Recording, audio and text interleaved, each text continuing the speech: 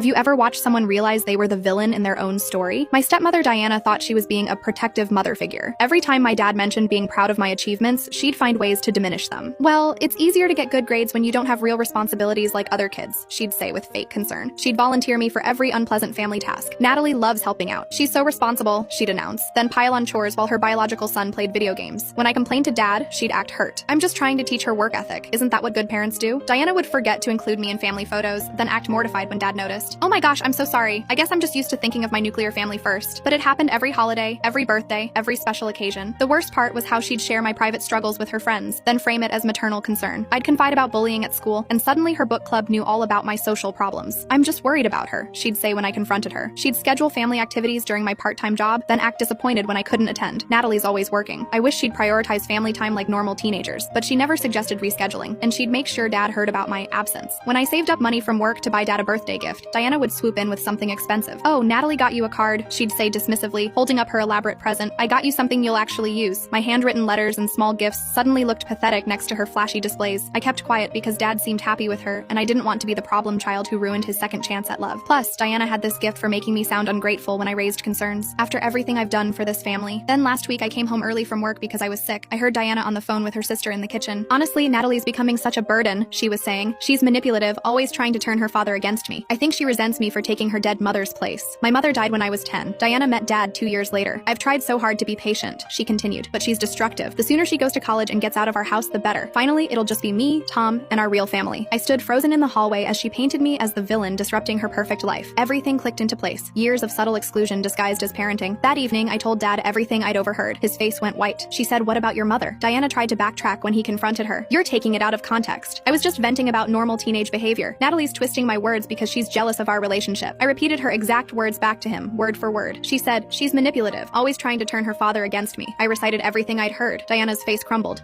I was having a bad day. I didn't mean, Natalie, you know I love you, like my own daughter. If that's how you treat daughters, dad said, his voice ice cold. I'm glad you never had one with me. The words hit Diana like a physical blow. She started crying, reaching for dad's arm, but he stepped away. You called my daughter destructive, dad said quietly. You said she was taking her dead mother's place. Diana tried every excuse. Stress from work, hormones, taking things out of context, but dad had heard enough. She moved out 3 days later. In the separation papers, she claimed I was an unstable influence who poisoned her marriage through manipulation. But yesterday, I saw her at the grocery store with a new man and his teenage daughter. I watched Diana lean close to the girl, that same fake maternal smile on her face. Your father's told me so much about you, she was saying sweetly. I hope we can be close. I've always wanted a daughter. I wanted to warn that girl, but some lessons can only be learned the hard way. The cycle was already starting again.